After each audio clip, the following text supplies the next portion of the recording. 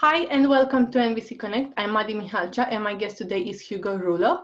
Hugo is the author of The Book of Needs and the creator of The Deck of Needs and The Flower of Needs. He lives in the Netherlands, but he works throughout Europe as a trainer, coach, and management consultant. We invited Hugo to find out more about his journey with nonviolent communication and also about the transformative power of listening. Hello, Hugo. Thank you for being here with us. It's nice to be here. Hugo, how did you discover NVC? What were you doing at that time? And what was your first reaction to it? Well, I used to be a member of another international network that worked with peace, conflicts, and conflict resolution called the Earth Stewards. And somebody told me about NVC, and some of the members of that network were already NVC teachers. Amongst them was Nada Ignatovic, who I believe is used to be one of the leading trainers and developers of NVC. And I asked them if they knew a Dutch trainer, and then I went to a Dutch workshop. So that's how it started. And it immediately got to me, mainly because I've already worked a lot with words before. And the key was for me the word need, and what is a need. And when I heard that key, it immediately changed a lot of things I was doing before.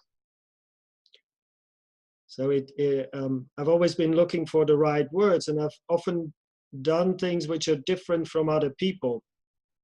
And especially when you do things different from other people, there's a larger chance that you have a conflict.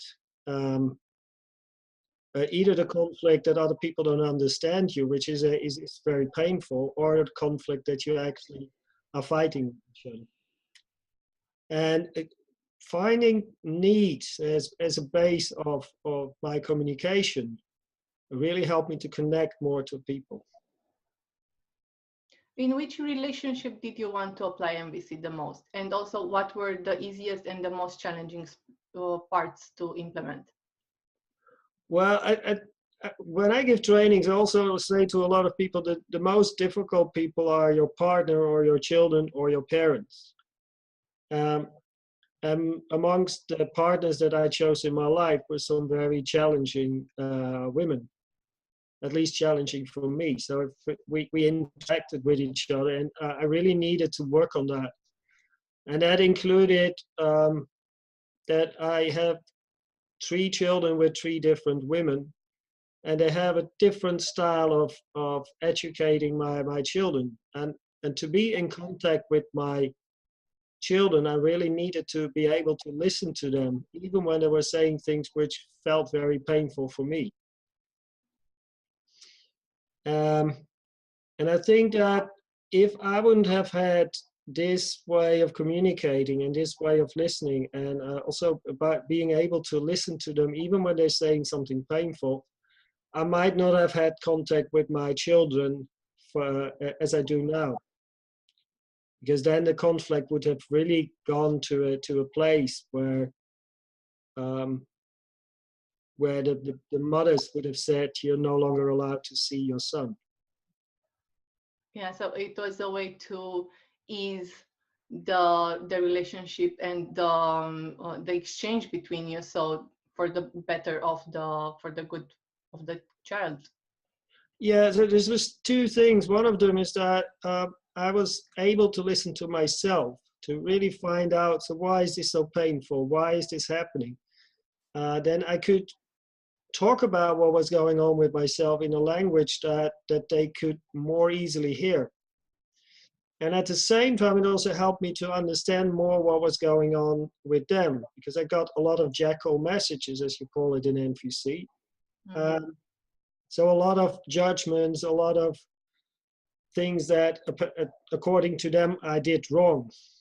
And I was able to translate that by just figuring out what the needs behind all these judgments were. So it was a combination of listening to myself and being able to listen to them, especially when there was a conflict. Mm-hmm.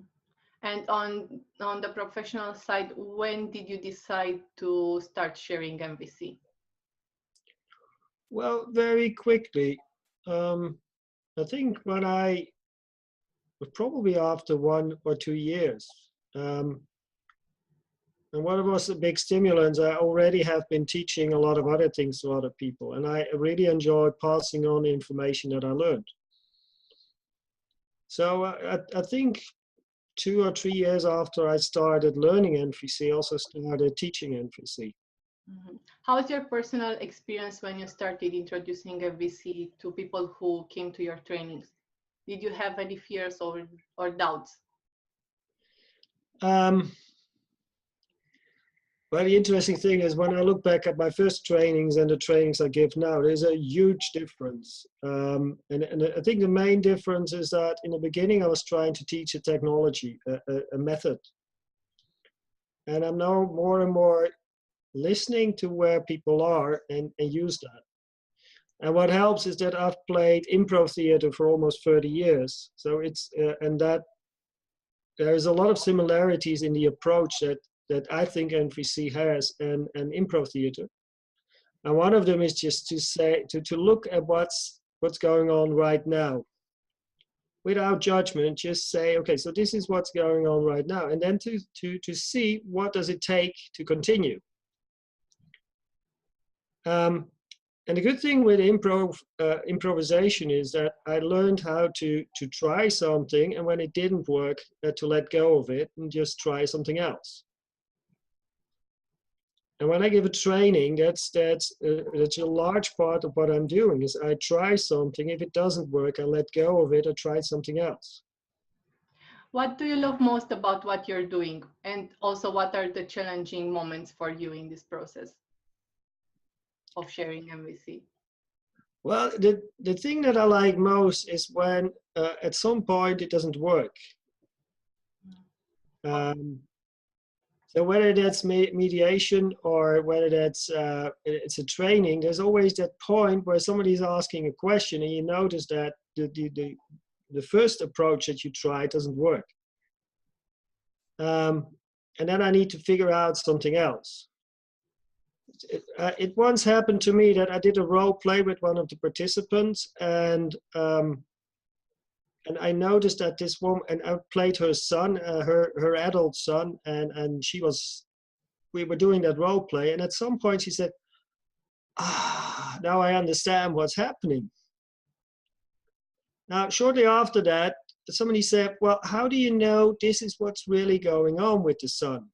Because this is only a role play and you're not that son, so how do you know?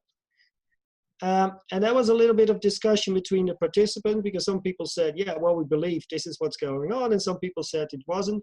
And I was listening to that conversation and I noticed this is not going in the right direction. But I paused and I listened to myself. And at some point I said, okay, let's stop this for a second. The first thing is to look at this woman and see how much more relaxed she is. Now those words came out, that was not something I thought of, but it was like a kind of magical moment that I suddenly got these words coming into my mind, and they were very useful and very helpful. And then the second thing was that I could also tell them, even if it's different, she now will enter that conversation in a completely different way. And those moments are, to me, the most precious moments. It's a moment where you notice something is changing, and I haven't got a clue what to do for a few seconds, and then suddenly I get an answer. And that, to me, is magical. And those are the things I like most. I agree. I'm curious, what is something that comes up more often than the rest when you speak with people who seek your support or guidance? Well, I think there is a main, how you say, conviction that a lot of people have at the very basic level, is that they're not good enough. So a lot of times when we start with something and we try to figure out the needs behind it, or the thoughts they have about themselves or about other people, when we go deeper and deeper into that process, whether it's an individual process or a process during a training, a a lot of times we come back to that point where people say, well, I'm not good enough, or I believe that other people don't think I'm good enough, or whatever in that direction. And some people that is in one field, and with some people that is in several fields. Like some people feel, well, I'm very good at my job, but I'm very bad at social, making connections with other people. Whereas other people say, well, I'm very good at making connections with other people, but I can't do my job. Some people feel that they're not pretty enough. Some people feel that they're not intelligent enough. Everybody seems to have that one point where they believe I'm not good enough, and that includes the idea, if I'm not good enough, people will no longer accept me. A lot of limiting beliefs. Yeah. And to me, this is one of the most limiting beliefs that I always come back. More on the NVC part, what I noticed that a lot of people find it difficult to find words. Both when they listen to other people, when they try to give feedback or mirror what they've heard, or when they try to figure out what's going on inside themselves.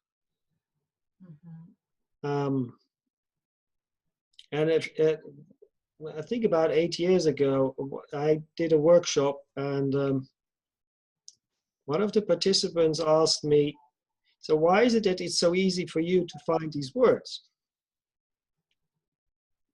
And that was a major question in my life, because after that I tried to figure out, how do I do it? Because to me it was always easy. When somebody was telling a story, it was always easy to figure out what the need was. Whereas how did you deconstruct the process? Well, I always say to people, so the first thing is, of course, I could be brilliant, and because I'm brilliant, I can easily find these words. The other possibility is that there is a system behind these words that may not be clear to many people, but that's there. And if you have a connection to it, you can use it. Yeah. And one of the examples I had is a lot of people say, I want to be heard. And one of the connections that I make to it, so you also want to be accepted. And they often say, yeah, I also want to be accepted. Okay. So when I find they want acceptance, I also ask them, so, and you want to be yourself? And then they say, yeah, I want to be myself, not just be accepted, but be accepted as I am myself. And I'm using this as a method to show you that there is when you listen to this sounds like a very logical connection from one word to the other. At the same time, when I see other people work and they find I want to be heard, they stop. So what I try to do is to see if I can make these logical connections more clearly, so that other people can use them. So once they found one word, they can also find the next word. Yeah, what you described seems to be part of the offering to your clients, the transformative listening.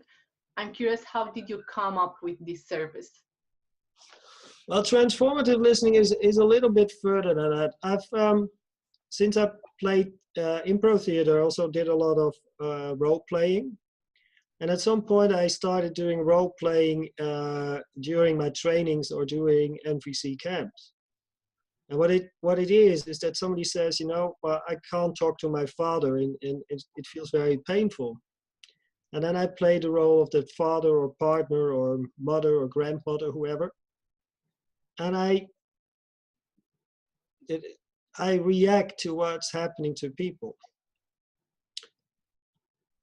And I always explain it so one part of that is that if you would be talking to me as if I was your father, you would immediately feel in your body and in the way you react a difference, and you would react the way you would react to your father, and I would react back, because that's action and reaction. But the second thing that happens is that the moment I play your father, I become that father. And it seems there is a difference when I listen to you as Hugo or when I listen to you as your father. And what I've noticed is that we talked about being not good enough, right? And one of the thing many people want to hear from their parents is, I'm proud of you. Now, NVC teaches us that when we want to get recognition or appreciation, anybody could give it to us. And at the same time, when I say to somebody, you know, I'm proud of you as Hugo, or when I'm in that role of the father, and I say, I'm proud of you, there is a huge difference in the way that people experience it. So I started by doing these role plays, and I noticed that when I played a role, I could give them something that the real person could never give them. Either right because that person is already dead, or because that person is not capable of expressing, I'm proud of you. And I noticed that hearing that voice, even if it wasn't from the real father, seemed to have a very healing and transforming effect.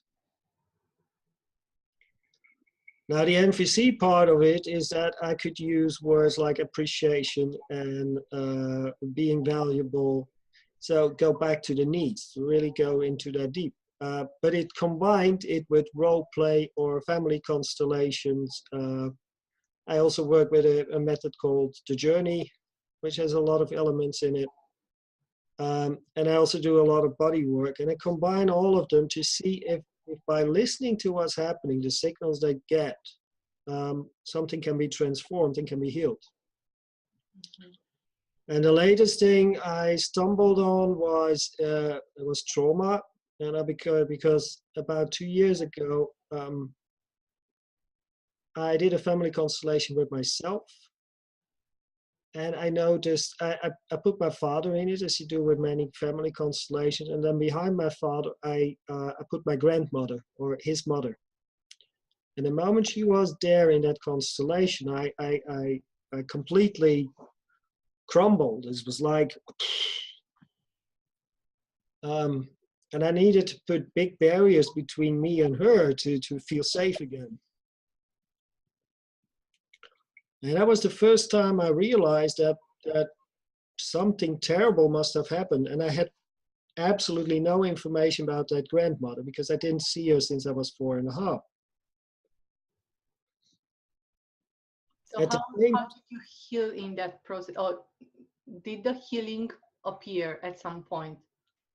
That was the first step in the awareness that there was something going on in my past, which was really painful, so painful that my entire body could not be in the same room with this woman. Mm-hmm. And trauma is when you experience something that's very painful and you didn't get the right support. Yeah, I agree. Mm-hmm. One of the first things I didn't get is the first thing to get recognition. I mean, you want somebody to say, yeah, it was as painful as it was. The other part was to feel I'm no longer alone because there's somebody there.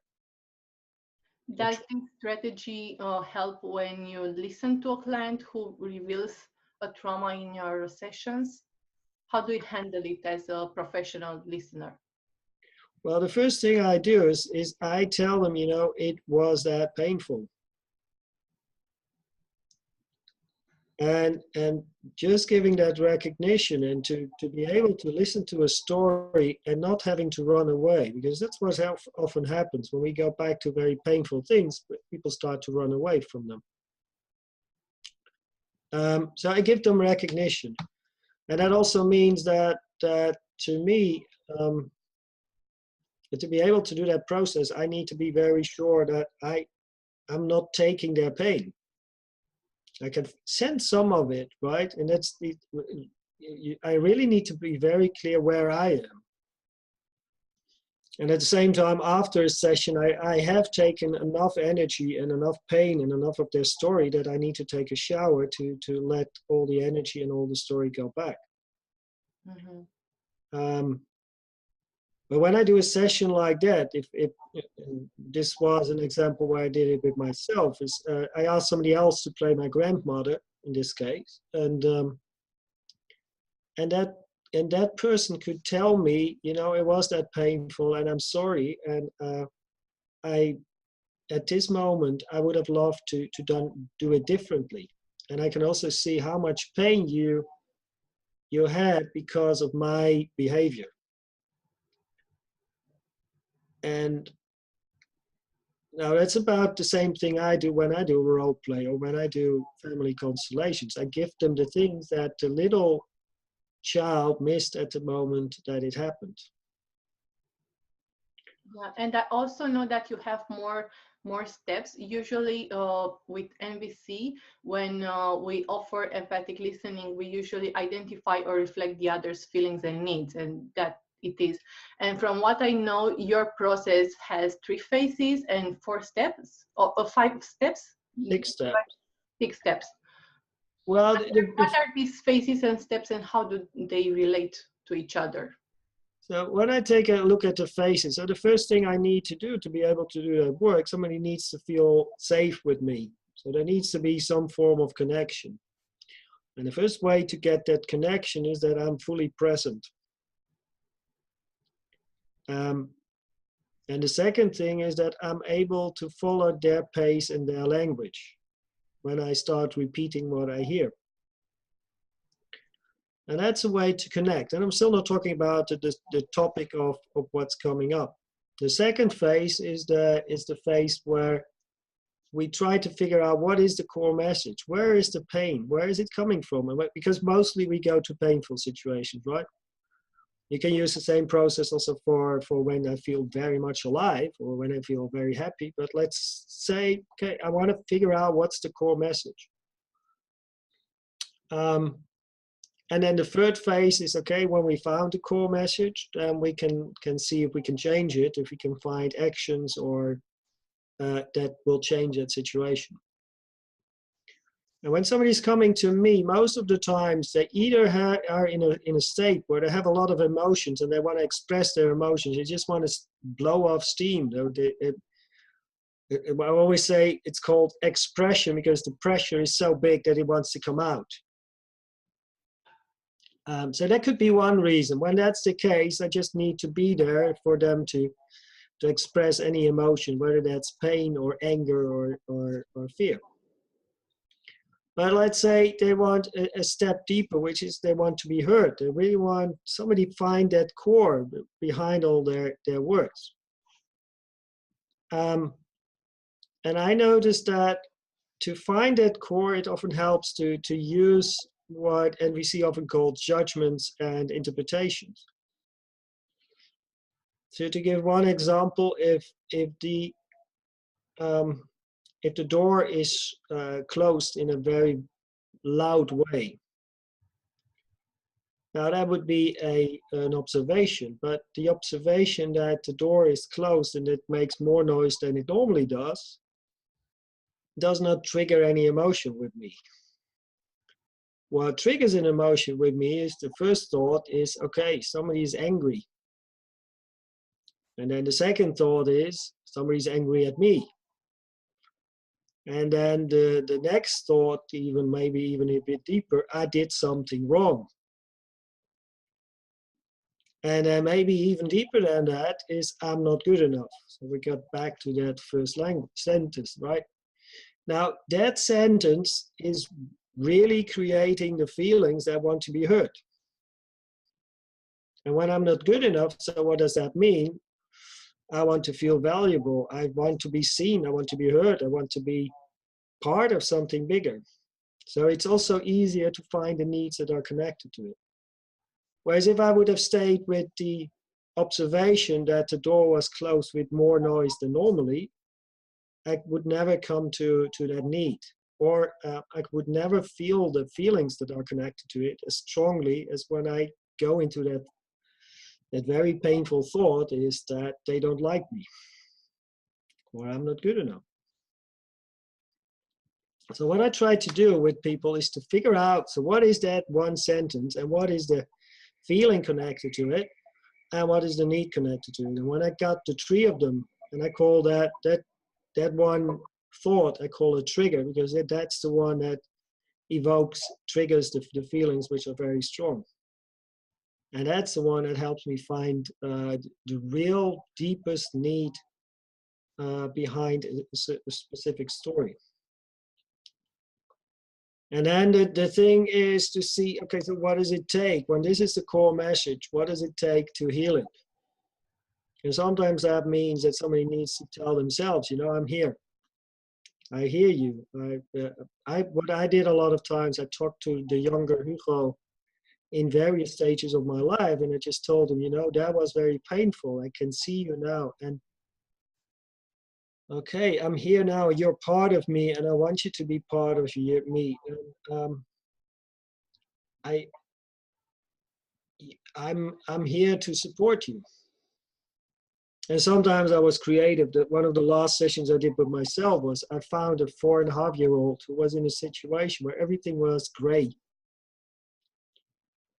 And he couldn't come out. So what I did is I gave him a wand. And with that wand, he could change any color into a color he liked. And if something was dangerous, in this case my grandmother, he could change her into an elephant or a mouse or a cat.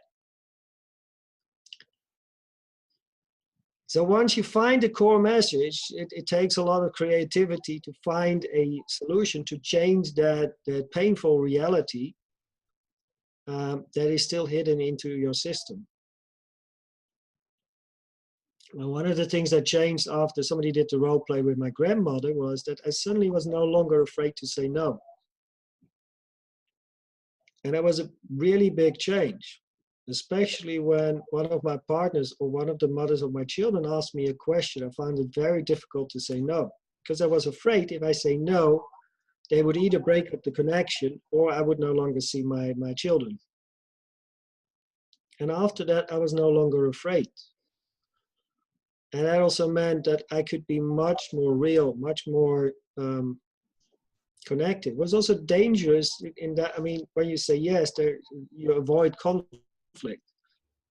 But then the conflict is going inside of you. So for me, the transformative part is to first figure out what is the core message, to find out what is that one sentence that is really painful or really making me scared or really makes me angry. And then to figure out how can we change that sentence, not by pushing it away, because that's difficult, but to really change it. And that often means to involve the people that were there when that sentence first came into my life. Now, guess who the first persons in your life are? Those are mostly your parents. And in my case, it was also my grandmother. So those are the people to talk to. And I really like the combination of using the words that NVC is creating with some of the methods, like I said, family constellation or role play, which help you to find that story and to find solutions, to find. And I think when you combine the two of these other methods with the words that NVC is offering, you get very powerful tools. How do you know the client or a friend who you are listening has received as much listening as they needed? How, for example, with a client, how do you know when to close the session? And with a friend, when do you know that they had enough for the moment? Well, the first is, of course, they will tell you yourself, but now that would be ideal. Well, if I guess a need and it's the wrong one, people will react something like, yeah, could be it. But when I guess the right need, if I would say to somebody, say, so you want to be heard and you want to have clarity, and the other person says, yeah, you know, that's a very clear physical reaction. That relief. That relief, and that first happens when I figure out what the trigger thought is, and it also works when I find the feeling, and it also works when I find the need behind it. So as long as there's not a physical reaction, with some people it's yeah, and with some people it's yeah. But there's always a physical reaction, and if I miss that physical reaction, if there's not a change in the body parts that are stressed, I know we're not finished. We haven't found the core yet. Mm-hmm. And I think with the sixth step, I think that with every step, people will feel more and more relaxed, and they feel more and more heard, deep into the system. And the effect of presence, and I think Marshall talked about it too, is if somebody's really present, they don't need to know anything about your story to feel more relaxed. And it isn't even important that there is a solution to the problem as long as somebody is really present with you. And my own experience was I was in Russia and somebody was trying to tell his story, but in Russian. And to me, that sounded a little bit like the wife, the son, difficult, the house. Now you fill in all the blanks. But to him, just the fact that I was there and I was willing to listen to him and just to be with him felt relaxing. Now, with every step you come closer, when you find the core message, or when you even find solutions, and when you're even able to work on them and act on them and change your situation, you feel more and more relaxed. And I think that would be one of the more interesting things for science combined with NVC, is to see whether it's right that with this method, people become more relaxed than when you use a different one. And especially the big difference is when you find a need, does that give a higher level of relaxation of the entire system than when you're just using the older methods, which are using, well, feelings and thoughts are used in other methods too. But the needs is really, to me, the biggest difference between NVC and other methods. Yeah. At first glance, some people might not see the value in paying someone to listen to them empathically. Of course, we in the NVC world, we know that power, but people from outside might not. So what would you tell those who are intrigued or reluctant to the idea?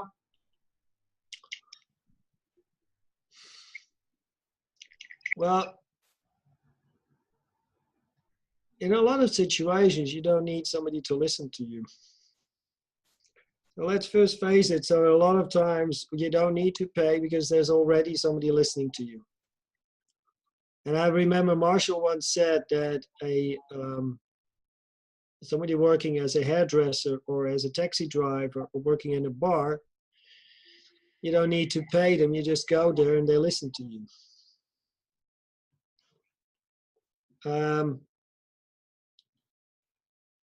Dominic Barter is working with a system called restorative circles, and that's also not people being paid to listen to you. So what you get is the big step from somebody, nobody's listening to you, to somebody's willing to be there with you and be present. And when you start with nobody listening to you and you go to somebody listening to you, that's a huge difference. And that doesn't need to be a paid person. So for many people, that's the biggest step. That's the biggest progress. Just let somebody else be there and be present and be there just for you. Mm-hmm. So why would you go to a paid one? Is because after you've got somebody to be present, you notice there is still another step and you can't move on. And a paid person can sometimes find words more easily and get you closer to that core, to that place where you feel even more relaxed than you did before. So it's more of a process of progress, where with every person, with another person, with a paid person, should be able to get you deeper into that process. So either get you closer to the core message, or get you closer to solutions. Mm-hmm. And some people are trained or find it more easily to find you the core message. Some people find it more easy to find you solutions. So paying is just when you don't find it the way that you're doing now, you need to figure out another way to do it. And when you're lucky and you pay somebody and they are able to stay present, or they are able to just be with you and accept that something that happened to you was painful, where you can even express thoughts that you're scared of expressing to the people around you, to your peers or your family. That can be helpful too. You just one example that happens in many countries. If you are a homosexual and your family is very religious and they don't like homosexuality, it's very difficult to talk about it. If you then go to a professional listener, then it helps that that professional listener is able to hear your story. But if that professional listener is also saying homosexuality is wrong, so you're a wrong person, then it doesn't help. Mm-hmm. But it could also be just the other way around, is you're living in a society and you think homosexuality is wrong, but everybody around you says that you're homophobic when you do so. So it's all about finding somebody who's able to listen to you, and sometimes it helps to go to a professional because they're have a little bit more distance than the people close to you. Yeah, I also see it as I've heard this term somewhere. I can't remember right now, that when you pay a fee, it's actually FEE, fair energy exchange. In that moment, it's not only the skills, but also the time that the professional invested in educating themselves, and also in that moment to be so present. It takes a lot of energy. I don't know, I speak from my experience, because I spend a lot of energy when I'm with someone and I'm focusing on them and their needs and their feelings. So I guess it's the same with you. It's very consuming. Yeah, so especially when I really open and I go into these processes, the transformative processes, that's a lot of that is I feel what the other person is feeling. So it really needs a lot of focus. The first thing I thought when you were saying this is that a lot of people who have a story feel that they don't want to bother other people. And it feels a lot of times, when I go to somebody to listen to me, in return, I need to do something back. So I need to listen to them too, and I don't have the energy to listen to them. Or they're not going to like my story, or it's going to take too much of their time or their energy or whatever. And one of the advantages of going to a professional is that, okay, you're paying for the energy and the time that they give to you. So you don't need to do anything back besides giving them money. And giving them money is sometimes easier for people than to give them something else back, or even to accept that maybe there is somebody who wants to listen to you without getting anything back. And that concept that somebody wants to listen to you without getting anything back is, for many people, especially those who already have a feeling that they're not good enough, very difficult to accept. Yeah. Recognize that. Yeah. It's fascinating what we can tell ourselves and what we can make ourselves to I don't know, we can be the best version of ourselves and the worst version of ourselves just thinking. Yeah. Yeah. And one of the things I recently said, and I've found that I think about a few years ago, that every conviction, every thought is a strategy. Yeah. And it's easier to tell myself I'm not good enough as a conviction than to think, well, I don't know why the other people don't like me or why they don't accept me. So the strategy to get some clarity or some certainty in it is to tell myself I'm not good enough. Yeah. And once you know that your need for clarity or for certainty wants to be fulfilled.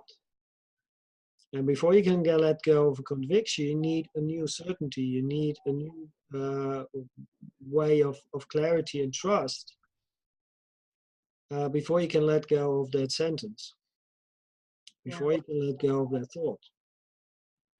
I agree. I'm curious if you had an opportunity to ask Marshall some questions today, what would you have any, and what would they be regarding this process or anything about NVC? Well, it's quite funny. A few years ago, I had a dream that I was giving a lecture and he was present in that room.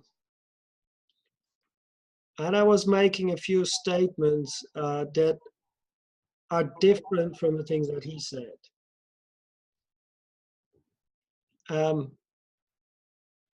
But in that dream, what I felt was that he was smiling. And he was kind of, you do it your way. And I remember during one of, I followed the training and he was talking about bragging. And he was actually encouraging us to brag more about the things that we put into the world. I think he sometimes quoted something like, anything worth doing is worth doing it poorly. Mm-hmm. But with this dream, what I felt was that he enjoyed the fact that we continue his work. And the more I learned about his own process of getting to this 4-step model, is that it was also a process in which he tried things and then he found something new and he changed things and he added something to it. And it was a constant process of change.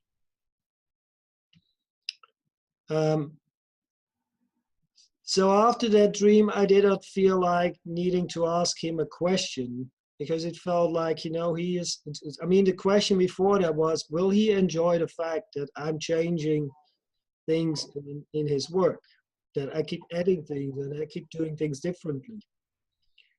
And to me, after that, it felt like he's okay with it. And then somebody said to me, and the thing he would probably have said was that, and you could only do it because I did the work before you.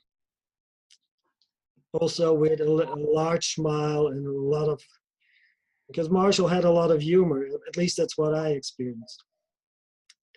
So to me, that was the answer. So what would I ask him? And I got the answer to that. Do you enjoy the fact that I changed things and that I added things to it?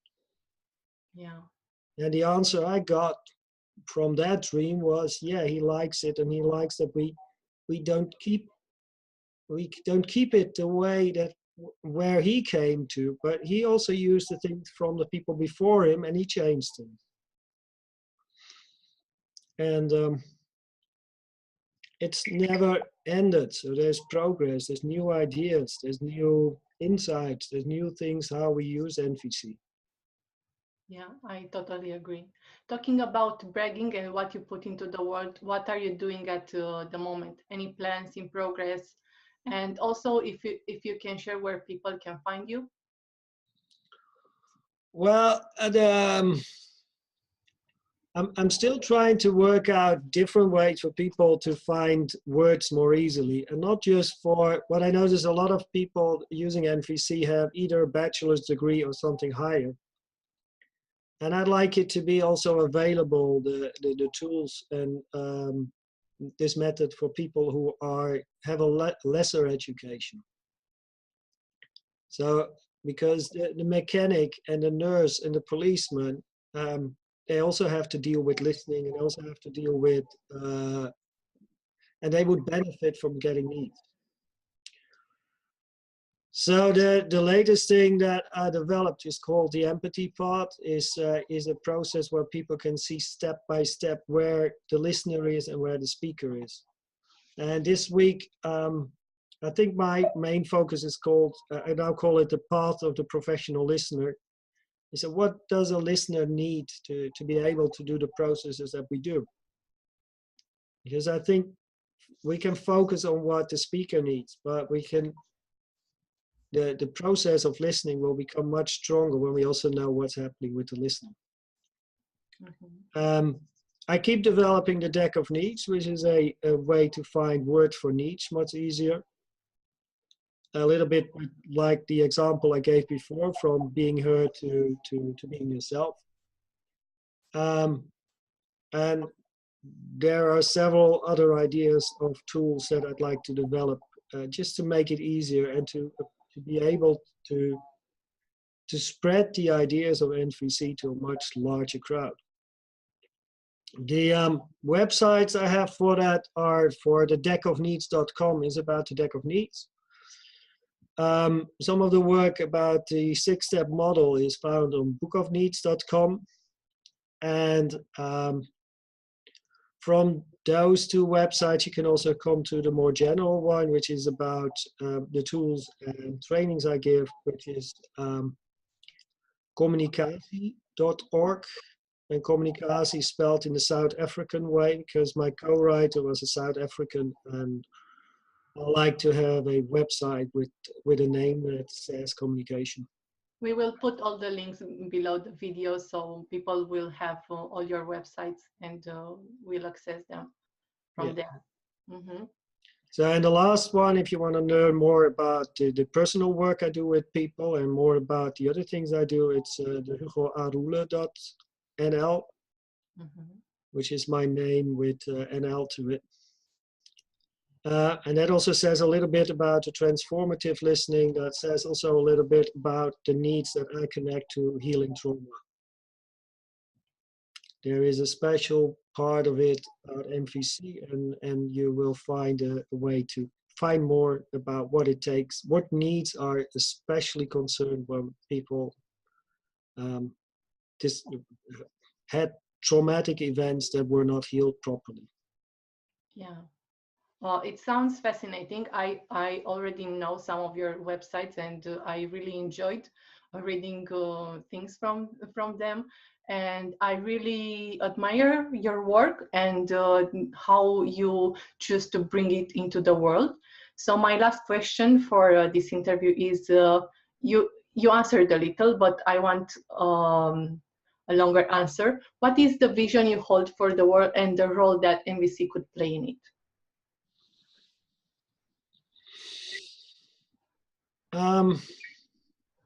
I think there is a large demand for people that for listening.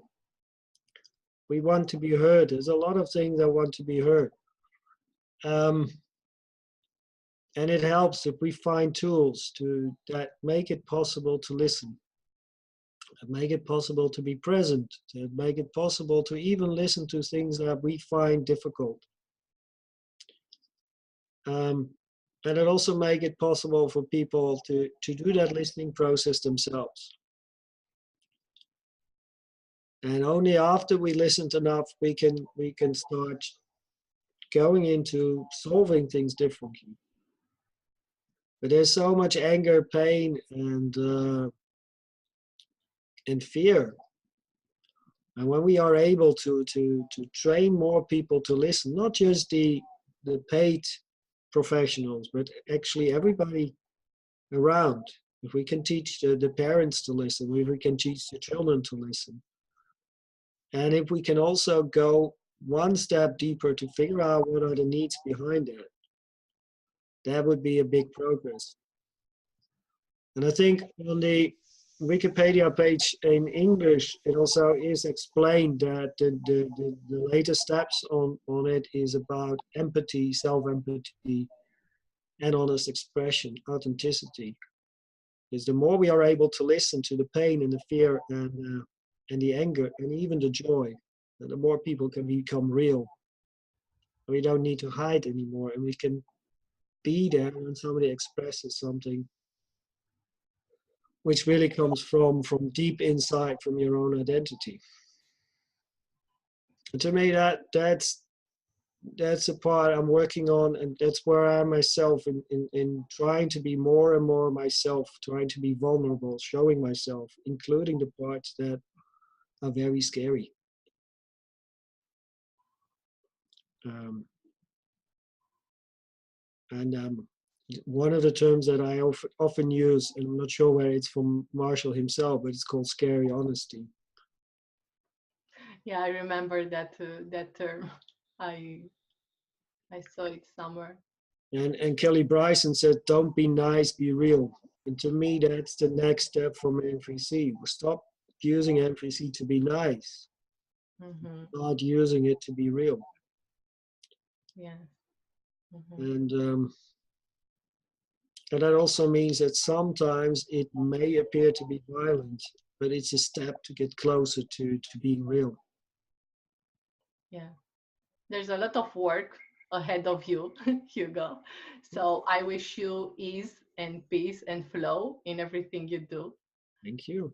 Thank you very much for being with us today. It was fascinating to listen to you. And I hope we will see you soon. Okay, thank you for listening.